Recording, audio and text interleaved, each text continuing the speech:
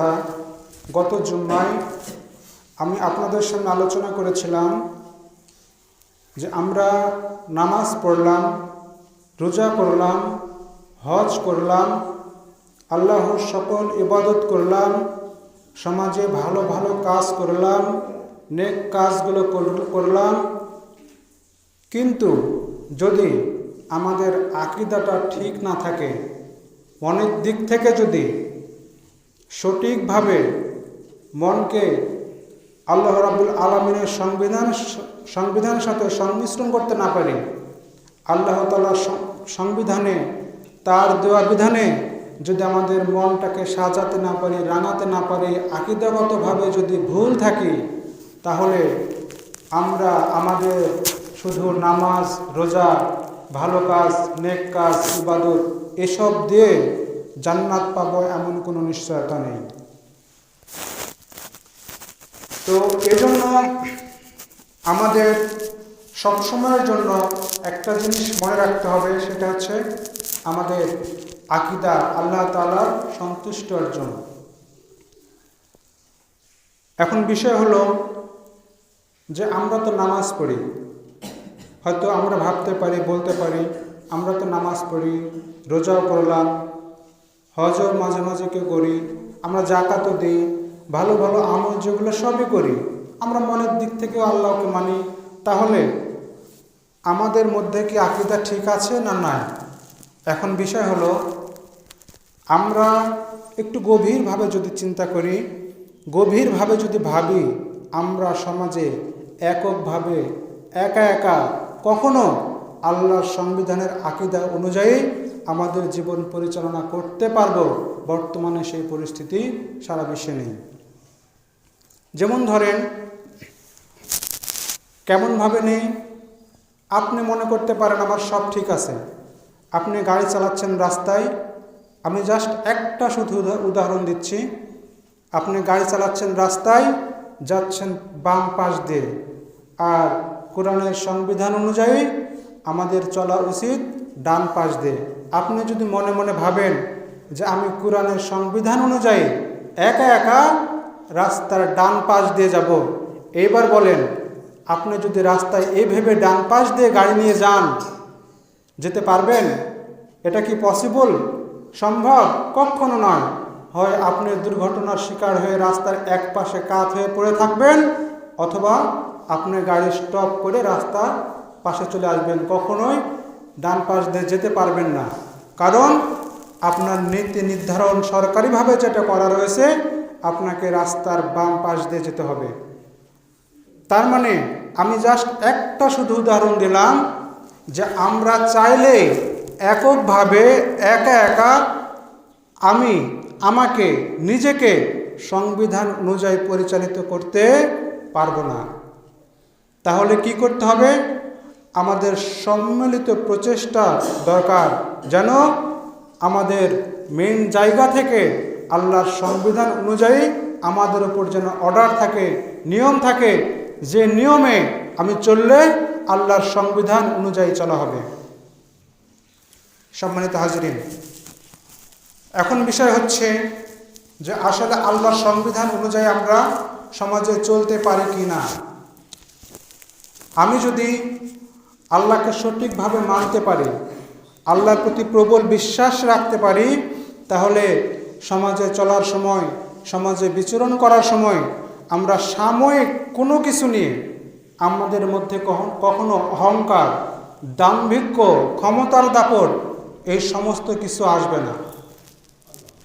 যেমন ধরেন, আপনি বা আমি আছি বাংলাদেশের একটা প্রত্যন্ত অঞ্চলে, সারা বিশ্বে 200টিরও বেশি দেশ রয়েছে, পৃথিবীতে 200রও অধিক দেশ রয়েছে, তার মধ্যে অ্যাভারেজ অনেক ছোট একটি দেশ হচ্ছে বাংলাদেশ।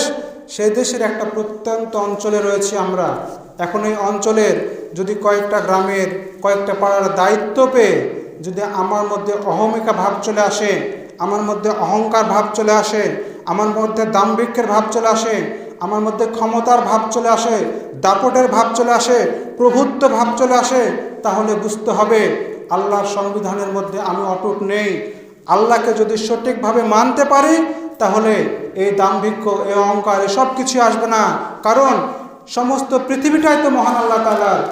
তাহলে আমি সামান্য একটা অঞ্চলের, অল্প একটু এরিয়ার, অল্প একটু জায়গার হতে পারি প্রভাবশালী ব্যক্তি, হতে পারে আমার অনেক অর্থ রয়েছে, হতে পারে আমার অনেক টাকা রয়েছে, হতে পারে আমার অনেক লোকবল রয়েছে, হতে পারে আমার অনেক অর্থ, বিত্ত, সম্পদ সব কিছু মিলে আমার রয়েছে, কিন্তু এইটুকু তো আপনার মধ্য থেকে একটা প্রাণ চলে গেলেই সব শেষ। এইটুকু নিয়ে যদি আপনি দাম্ভিক্য করেন, অহংকার করেন, দাপট দেখান, তাহলে বুঝতে হবে যে আপনার মধ্যে আল্লাহর সংবিধানের বিন্দু মাত্র নেই, আপনার মধ্যে আল্লাহ ভীতি নেই, আল্লাহকে মানার যে অটুট বিশ্বাস রাখার যে প্রবণতা, সেইটা আপনার মধ্যে নেই। কারণ আপনার মধ্যে থাকলে আপনি অহংকার করতে পারতেন না। ভাবতেন যে আমি কিসের অহংকার করব, মরে গেলে তো সব শেষ। আপনার মধ্যে যদি আল্লাহ ভীতি থাকতো, তাহলে আপনি ক্ষমতার দাপট দেখাতে পারতেন না। ভাবতেন কিসের আমার ক্ষমতা, কিসের আমার দলের ক্ষমতা, আমার দলের ক্ষমতা, আমার ক্ষমতা সব তো তুচ্ছ মাত্র, এই একটা এলাকা নেই, এই একটা অঞ্চল নেই, এটুকু নিয়ে আমি দাপট করব, এইটা কখনোই আপনার মধ্যে আসতো না। আর যদি আসে তাহলে ভাববেন যে আল্লাহর সংবিধান, আল্লাহ নীতি, আল্লাহ ভীতি এসব থেকে আপনি দূরে রয়েছেন। আপনাদের সামনে একটা হাদিস পেশ করেছি, যেখানে বলা হয়েছে যে আব্দুল্লাহ ইবনে মাসউদ, আব্দুল্লাহ ইবনে মাসউদ রাদিয়াল্লাহু আনহু قال قال রাসূলুল্লাহ সাল্লাল্লাহু আলাইহি ওয়াসাল্লাম লা ইয়াদখুলু জান্নাতা মান কানা ফি কলবিহি মিসকালু জাররাতিন মিন কিবরিন। অর্থাৎ হযরত আব্দুল্লাহ ইবনে মাসউদ রাদিয়াল্লাহু আনহু হতে বর্ণিত, তিনি বলেন রাসূলুল্লাহ সাল্লাল্লাহু আলাইহি ওয়াসাল্লাম ইরশাদ করেছেন, যদি কোনো ব্যক্তির মধ্যে, যদি কোনো মানুষের অন্তরের মধ্যে বিন্দু পরিমাণ, দানা পরিমাণ, সরিষার দানা পরিমাণ এক বিন্দু পরিমাণ অহংকার থাকে, তবে সে ব্যক্তি জান্নাতে প্রবেশ করতে পারবে না। লা ইয়াদখুলু জান্নাত, সে কখনো জান্নাতে প্রবেশ করতে পারবে না। অতএব সম্মানিত হাজিরিন, আমাদের বুঝতে হবে আমরা কিভাবে চলছি সমাজে, আল্লাহর সংবিধান অনুযায়ী আমার জীবন, আমার মন, আমার রূহকে রাঙাতে পারছি কিনা। একটা জিনিস শুধু মনে রাখতে হবে, আমি মরে গেলেই আমার ক্ষমতা শেষ, আমার রুহটা চলে গেলেই আমার অর্থ শেষ, আমার দাপট পাওয়ার সব শেষ, আমার এত অর্থ পয়সা, টাকা পয়সা, এত জমির দলিল, আমার তো কাপড়ের কোনো পকেট নাই নেবার মতো, এইটা মাথায় রাখতে হবে। কিসের ক্ষমতা দেখাবো? সামান্য যে রুহু, আমার যে প্রাণ, এটা কেমন বলতে পারবেন? আমাদের ক্ষমতা তো রুহু নেই, আমাদের দাপট তো প্রাণ নেই, রুহু নেই তো আমাদের সব কিছু, কিন্তু রুহুটা কেমন বলতে পারবেন? এটা কি black, white, blue, red, yellow নাকি কালার? কোন কালার এটা? এটা তো আমরা কেউ বলতে পারবো না। এটা কি ছোট না বড়, কীরকম দেখতে তাও তো জানি না, অথচ আমরা এটা নিয়ে এত অহংকার করি। সম্মানিত হাজিরিন, ইউরোপের একজন বিজ্ঞানী, সায়েন্টিস্ট, সে এই রুহুটা কি, এই রুহু সম্পর্কে একটা আবিষ্কার করার চেষ্টা করলো যে এই রুহুটা কি, এটা আমাকে দেখতে হবে, যদি এটা আমি দেখতে পারি তাহলে আমি নোবেল পাবো এবং সারা বিশ্বের মধ্যে একটা আলোচিত সায়েন্টিস্ট হিসেবে নিজেকে পরিচিত লাভ করতে পারবো। সে গবেষণা করতে শুরু করলো এই রুহুটাকে, এইটা সম্পর্কে গবেষণা করতে করতে এক পর্যায়ে সে করলো কি, ফ্লুগার গ্লাস দিয়ে একটা রুম তৈরি করলো, একটা ঘর তৈরি করলো। এই গ্লাসটা কীরকম? যে কোনো রাষ্ট্রপ্রধান যখন কোনো গাড়ি গহ্বরে যায়, কোনো গাড়িতে যখন যায়, সেই গাড়িতে গ্লাসটা লাগানো থাকে। যদি আপনি গুলি করেন, গুলি গিয়ে গ্লাসে লাগার পর গ্লাস ভেঙে যে ভিতরে ঢুকবে, এরকম ক্ষমতা গুলির না, সেই গ্লাসে সেরকম ম্যাগনেট লাগানো থাকে। তো এরকম একটা গ্লাস নিয়ে একটা ঘর তৈরি করলো সেই সায়েন্টিস্ট। ঘর তৈরি করার পরে সে একজন মুমূর্ষু রোগীকে তার ভিতরে নিয়ে যে রাখলো, রেখে তার মুখের যে গ্লাসটা, মুখের যে আপনার অক্সিজেন এটা সরাবে, তার পূর্বে তার লোকদেরকে বলল যে চেক হিজ বিপি, তার বিপিটা তার চেক করে দেখো ঠিক আছে কিনা। সেটা চেক করা হলো। এরপরে তার ওয়েটটা ওজন করো, ওয়েটটা কত এটা দেখো, দেখা হলো 80 কেজি। এরপরে ওই লোকটাকে ভিতরে রেখে তার যেই অক্সিজেন মাস্ক খুলে রাখা হলো, কিছুক্ষণ পর লোকটা ছটপট করতে করতে মারা গেল। এখন ওই সায়েন্টিস্টের ধারণা যে ভিতরে এই যে গ্লাসের ঘর রাখছি, রুহটা তো এখান থেকে আর বাইরে যেতে পারবে না, হয়তোবা এর মধ্যেই থাকবে।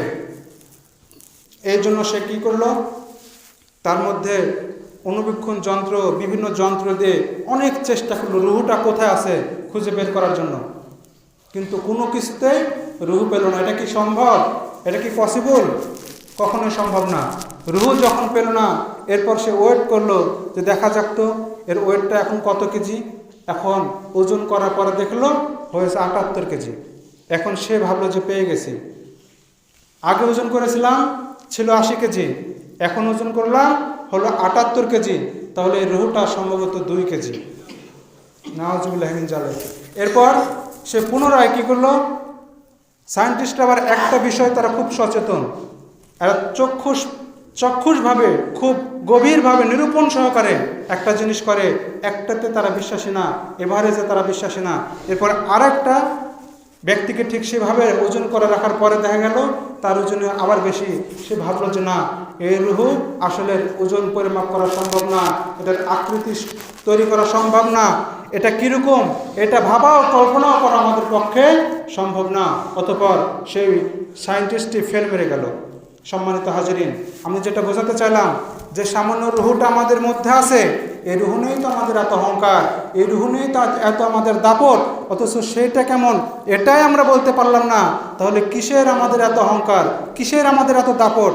মহান আল্লাহ রাব্বুল আলামিন সূরাতুস সাজদার 9 নম্বর আয়াতে বলেন, সুম্মা সাওয়াহু ওয়া নাফাকা ফিহি মির রুহি ওয়া জাআলা লাকুমুস সামআ ওয়াল আবসারা ওয়াল আকিদাতা কালিলাম্মা তাশকুরুন। আল্লাহ রাব্বুল আলামিন বলছেন যে এইখানে যে আমি এটা মুঠোয় তৈরি করলাম, মুঠোর মতো তৈরি করে তোমাদের ভিতরে যে জিনিসটা আমি ঢুকায় দিলাম, হৃদয়ের গহ্বরে যেটা দিলাম, মনের ভিতর শরীরের মধ্যে যেটা দিলাম, এটার জন্য তোমরা যে আমার কাছে শুকরিয়া করো এটা সামান্যতম। তোমাদের চোখটা দিলাম, তোমাদের কানটা দিলাম, এই জন্য তোমরা সামান্যতম শুকরিয়া করো। সম্মানিত হাজিরিন, তাহলে এই রুহটা এমন একটা জিনিস, এইটা নিয়ে আমরা চিন্তা করতে পারলাম না যে এইটা কিভাবে সৃষ্টি করা হয়েছে, অথচ আমরা অহংকার করি, দাম্ভিক্য করি। এই যে পৃথিবীটা, দু চোখ মেলে তাকান, পৃথিবীর দিকে তাকান, এই পৃথিবীটা কত সুন্দর করে তৈরি করা হয়েছে। এই পৃথিবী যে তৈরি করা হয়েছে এটা একমাত্র আল্লাহ ছাড়া কি কারো পক্ষে সম্ভব? সম্ভব না। বিজ্ঞানীরা বলছে যে এই পৃথিবী তৈরির সম্পর্কে একটা থিওরি দিয়েছে তারা, যে সূর্যের দিকে একটা স্ফুলিঙ্গ অনেক গতিতে, তীব্র গতিতে ছুটে যাচ্ছিল, যাবার পথে সূর্যের সাথে ধাক্কা লেগে সূর্যের যে আস্তরণ নরম কিছু অংশ, দুর্বল কিছু অংশ সূর্য থেকে খুলে পড়েছে, পড়ে সেটা ঘুরতে ঘুরতে মহাকাশে ঘুরতে ঘুরতে ঘুরতে ঘুরতে পৃথিবীতে রূপ নিয়েছে। এটা হচ্ছে বিজ্ঞানীরা বলছে। এখানে দুইটা বিষয়, সেটা হচ্ছে যে কোনো কিছু যদি দুর্ঘটনার মাধ্যমে ঘটে থাকে, ভালো করে খেয়াল করবেন, কোনো কিছু যদি দুর্ঘটনার মাধ্যমে ঘটে থাকে তাহলে সেইটা কখনোই ব্যবহার উপযোগী এককভাবে হয় না, আর যদি হয় সেটা হয় পূর্ব পরিকল্পিতভাবে। আরেকটু ক্লিয়ার করি, মনে করেন দুইটা বাস যাওয়ার পথে সামনাসামনি ধাক্কা লাগছে, ধাক্কা লাগার পর বাস দুটা ভেঙে একবারে চুরমার হয়ে গেছে। বাসে তো অনেক গ্লাস থাকে, কাঁচ থাকে। এখন ওখান থেকে আপনি যে কোনো একটা কাঁচকে খুঁজে পাবেন যেটা আপনার চোখের চশমাতে ফ্রেমে লাগাতে পারবেন, একেবারে হুবহু লাগাতে পারবেন, এরকম তৈরি করা কাঁচ পাবেন না। দুর্ঘটনা ঘটে যেটা পাবেন সেটা হুবহু গ্লাসে আপনি লাগাবেন চশমায়, এরকম পাবেন না, সেটাকে আবার সাইজ করতে হবে। অথবা মনে করেন ট্রেন অ্যাক্সিডেন্ট করছে, অনেক লোহা লস্কর ভেঙে চুরমার হয়েছে, আপনি ওখানে কি কুদালের মাপে কোনো লোহা পাবেন? আপনার জুতাতে মারা পেরেক এ মাপে কোনো লোহা পাবেন না, ওটা তৈরি করতে হবে। দুর্ঘটনা ঘটলেই সেটা মানুষ ব্যবহার উপযোগী হয় না, যদি হয় সেটা পূর্ব পরিকল্পিতভাবে হয়। এবার আসি বিজ্ঞানী ভাষায়, এইটা যদি সত্যি বিজ্ঞানীরা যেটা বলছেন এইটা যদি হয়ে থাকে তাহলে এইটা মানুষের উপযোগী এমনিতে হয় না, একটা পূর্ব পরিকল্পিতভাবে হয়েছে, আর সেই পূর্ব পরিকল্পনাকারী গ্রহণকারী হচ্ছেন আমার মহান আল্লাহ তাআলা রব্বুল আলামিন। তাহলে এই পৃথিবীর সৃষ্টির পর তিনি কত সুন্দরভাবে সৃষ্টি করেছেন। বিশ্বনবী রাসূলুল্লাহ সাল্লাল্লাহু আলাইহি ওয়াসাল্লাম বর্তমান বিজ্ঞানে যেটা খুব আলোচনায় আসছে, টেলিভিশনের খবরে যেটা দিচ্ছে, আশ্চর্যকর একটা বিষয়, যারা ইন্টারনেট ঘাটেন তারাও দেখতে পাবেন। বর্তমানে যেটা সবচেয়ে আলোচনা তুঙ্গে রয়েছে যে বিষয়টি, বিশ্বনবী রাসূলুল্লাহ সাল্লাল্লাহু আলাইহি ওয়াসাল্লাম 1400 বছর আগে যখন মিরাজ থেকে এসেছিলেন, তখন সাহাবীরা জিজ্ঞেস করলো, ইয়া রাসূলুল্লাহ, আপনি মিরাজ থেকে আসার পথে মহাকাশে কি দেখলেন? রাসূলুল্লাহ বললেন যে আমি মহাকাশে দেখলাম একটা শব্দ, সেখানে এতটুকু জায়গা ফাঁকা নেই, বিলিয়ন বিলিয়ন ফেরেশতারা সেখানে রয়েছে, এতটুকু পরিমাণ জায়গাও ফাঁকা নেই সেখানে, আর সেখানে সবাই আল্লাহর জিকির করছে, যে জিকিরের শব্দটা হচ্ছে তরঙ্গের মতো।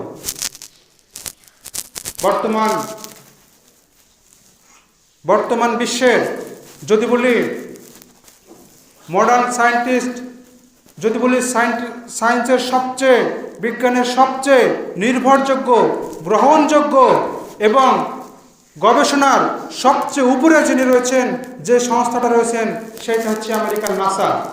বর্তমানে তারা কয়েকদিন আগে, 3-4 দিন আগে মহাকাশ থেকে একটা শব্দ রেকর্ড করেছে, যে রেকর্ড মহাকাশের শব্দ, তারা বলছে মহাকাশে একটা শূন্য, সেইখানে কোনো তরঙ্গের শব্দ আসার কথা নেই, সেইখানে কোনো সৌরজগতের বা কোনো বিক্রিয়া ঘটার কোনো কথা নেই, সেখানে আলাদা কোনো শব্দ স্বাভাবিকভাবে আসার কথা নেই। কিন্তু তারা যখন একটা ছোট্ট শব্দ পেল, সেই শব্দ তারা বিভিন্ন যন্ত্রের মাধ্যমে রেকর্ড করলো, আস্তে আস্তে ভালো করে দেখলো, অনেক জোরে জোরে সেই শব্দটা জিকিরের মতো সেই শব্দ, তারা সেই শব্দটা রেকর্ড করেছে। রেকর্ড করে এখন টেলিভিশনের খবরে মোবাইলে আপনারা সার্চ দিলে পেয়ে যাবেন যে ফেরেশতাদের জিকির। সার্চ দেবেন, মোবাইলে অটোমেটিক চলে আসবে যে সেই বিজ্ঞানীরা, আমেরিকার নাসা, তারা যেটা নিয়ে এসেছে, তারা যদিও অনেক যুক্তি দাঁড় করাচ্ছে, কিন্তু বিশ্বনবী রাসূলুল্লাহ সাল্লাল্লাহু আলাইহি ওয়াসাল্লাম 1400 বছর আগে যেই মহাকাশ মিরাজ থেকে আসার পর সাহাবীদের উদ্দেশ্যে বলেছিলেন যে মহাকাশের ফেরেশতাদের যে জিকিরের শব্দ তরঙ্গের মতো হয়েছিল, আজ বিজ্ঞানও বলছে এমন একটা শব্দ তরঙ্গের মতো মনে হচ্ছে। অনেক অনেক মানুষ বা কিছু রয়েছে সেখানে যারা জিকির করছে, একই সুরে সুরে কিছু বলছে এবং সেটা তরঙ্গ আকারে প্রকাশ পাচ্ছে। সুবহানাল্লাহ। এটা আপনারা টেলিভিশনের প্রত্যেকটা চ্যানেলে দিয়েছে, যদি আপনারা খবর দেখে থাকেন, যদিও না দেখেন কেউ, তাহলে মোবাইলে সার্চ দিলে পেয়ে যাবেন। সম্মানিত হাজিরিন, তাহলে মহান আল্লাহ রাব্বুল আলামিন তিনি বলছেন, ওয়াস সামাআ বানাইনাহা বিআইদি ওয়া ইন্না লামুসিউন। তিনি সূরাতুজ জারিয়াহ এর 47 নম্বর আয়াতে কথাটা বলছেন যে পৃথিবীটাকে একমাত্র আমিই সৃষ্টি করেছি, আমার আধিপত্যই সেখানে থাকবে। সম্মানিত হাজিরিন, তাহলে এখন বিষয় হলো, এত কিছুর পর, এই যে বিজ্ঞানও যেটা প্রমাণ করলো, এত কিছুর পর আমাদের মনে কি কোনো সন্দেহ সংশয়, মনটাকে একটু নাড়া দেয় না, বিবেকটাকে একটু নাড়া দেয় না? আমরা কি ভাবি না যে এই সমাজ, এই রাষ্ট্র, এই দেশ, এই পৃথিবী আল্লাহর আইনে চলুক, আমরা আমাদের জীবনটাকে আল্লাহর পথে আল্লাহমুখী করে নেই? জীবনে তো অনেক ভুল করলাম, অনেক খারাপ কাজ করলাম, অনেক পাপ কাজ করলাম, এবার আমরা আমাদের জীবনটাকে আল্লাহ তাআলার বিধানে পরিচালিত করি, এটা কি আমরা চাই না? সম্মানিত হাজিরিন, যদি না চাই তাহলে বুঝবেন আমরা আমাদের আমল, আমাদের সব কিছুই, আমাদের আকীদা না থাকলে সব কিছুই বরবাদ হয়ে যাবে। অনেকে ভাবেন যে আমি তো নামাজ পড়ি, রোজা করছি, আল্লাহর ইবাদত বন্দেগী সব কিছুই তো করছি, এত কিছু করছি, আবার কি দরকার? এমনি তো জান্নাত পাবো। জান্নাত কি এত সস্তা? বলেন, জান্নাত কি এত সস্তা? একজন ভিক্ষুক বলছেন যে বাবা 2টা টাকা দেন, আল্লাহ আপনাকে জান্নাত দেবেন। এখন ভিক্ষুকের কথা শুনে একটা লোক এসে বলছেন, মনে করেন যে গ্রামের, ইন্দ্রপুর গ্রামের একটা লোক বলছেন, ঠিক আছে তোমাকে ইন্দ্রপুর দিয়ে দিলাম, আউসপাড়া দিয়ে দিলাম, পালোপাড়াও দিয়ে দিলাম, খুজিপুর বাজার অনেক মূল্যবান সেটাও দিয়ে দিলাম, সব তোমার, এখন আমাকে জান্নাত দাও। এখন ভিক্ষুক বলছে, ওই আউসপাড়া, পালোপাড়া, ইন্দ্রপুর কি তোর বাপের? এখন আপনিও তো হুট করে বলেন, জান্নাত কি তোর বাপের যে তুই 2 টাকা দিলে তুই জান্নাত দিয়ে দিবি? জান্নাত এত সস্তা জিনিস নয়। জান্নাত চাইলে না পেয়ে গেলেন, এত সস্তা জান্নাত নয়। শুধু আমল দিয়েও জান্নাত পাওয়া কঠিন। এটা শুধু আমার নয়, বড় বড় মুহাদ্দিস, আলিম, তারাও এই বাক্যে এই কথায় তারা একাগ্রতা প্রকাশ করেছেন যে নিজের শুধু আমল দিয়ে জান্নাত পাওয়া কঠিন কঠিন কঠিন। আকীদা ঠিক রাখতে হবে, আল্লাহর দয়া মায়া আল্লাহর সন্তুষ্টি অর্জন করতে হবে। সম্মানিত হাজিরিন, আর আমরা মনে করি, অনেকেই আছি মনে করি যে আমরা এই আমল দিয়ে জান্নাতে যাব, আর এক শ্রেণীর লোক মনে করি জান্নাতে এমন জান্নাত পাবো না, অন্য জান্নাত পাবো না, যা ইচ্ছা তাই করে দুনিয়াতে আমারে কপালে জান্নাত, এটা কল্পনা করবেন না। আপনারা আল্লাহর সন্তুষ্টি অর্জন করার চেষ্টা করুন। আল্লাহর যদি সন্তুষ্টি অর্জন করতে পারেন, একটা কথা মনে রাখবেন, এই পৃথিবীতে আজকে আছি, কালকে চলে যাব, কিন্তু কিয়ামতের কথা মনে রাখবেন, কিয়ামতের কথা স্মরণ রাখবেন। সেই দিন এমন একটা দিন, আসি তো আসি, থাকতে থাকতে থাকতে থাকতে তার কোনো শেষ নেই, তো নেই, শেষই নেই, বরং থাকতে আসেন এরকম একটা দিন। এই দিনের কামাই আমাদের করতে হবে। আমাদের সমাজে এমন কোনো তো মানুষ দেখলাম না যারা 200, 300, 400, 500 বছর বাঁচলো, এমন তো মানুষ নেই। তাহলে এটা তো চিরন্তন সত্য যে আমরাও চলে যাব। আমাদের একটা হার্টবিট আছে। আমরা যখন মানুষ মারা যায়, এলাকায় যখন কোনো মানুষ মারা যায়, তখন আমাদের এই হার্টবিটটা আপনার 25% কাজ করে আল্লাহমুখী হওয়ার জন্য, 25%। আর যখন দেখি যে মানুষের জানাজার যখন যায়, তখন 50% আমাদের হার্টবিটটা কাজ করে আল্লাহমুখী হওয়ার জন্য। যা হারে এ দুনিয়ায় নেই, আমিও তো চলে যাব। 50% মানুষের মন হার্টবিটটা কাজ করে আল্লাহমুখী হওয়ার জন্য। এরপর যখন ওই মানুষকে মাটি দেন, কবর দেন, তখন 80% কাজ করে আপনার মন, যে মানুষটাকে মাটি দিলাম না জানি কবে আমাকে ওইভাবে সবাই মাটি দিয়ে চলে যাবে। 80% কাজ করে। তখন আপনার মন বলে যে আমি এখন থেকে নামাজ পড়বো, অন্যায় কাজ করবো না, ভালো কাজ করবো, আল্লাহমুখী হবো। এসব চিন্তা আপনার মাথায় তখন চলে আসে, কারণ তখন আপনার হার্টবিটটা 80% কাজ করে। কিন্তু সেখান থেকে যখন চলে আসেন, আস্তে আস্তে কমতে শুরু করে এক পর্যায়ে দেখা যায় 3%, 4% থাকে, বাকিগুলো আবার চলে যায়। কিন্তু না, আমাদের হার্টবিটটা সবসময় 80%ই রাখতে হবে আল্লাহর জন্য। যে হারে আমি তো আজকে আছি, কালকে যে কোনো সময় চলে যায়। আমার অতীতে 10 ঘন্টা আগে কি হয়েছে বলতে পারছি, 5 মিনিট আগে কি হয়েছে বলতে পারছি, 10 বছর আগের কথা মনে আছে। কিন্তু বিশ্বাস করুন, 5 সেকেন্ড পর আমার জন্য কি অপেক্ষা করছে এটা কিন্তু আমরা কেউ বলতে পারবো না। 10 মিনিট পর আমার জন্য কি অপেক্ষা করছে এটা কেউ বলতে পারবো না। এখন ভালো আছি, 10 মিনিট পর ভালো নাও থাকতে পারি।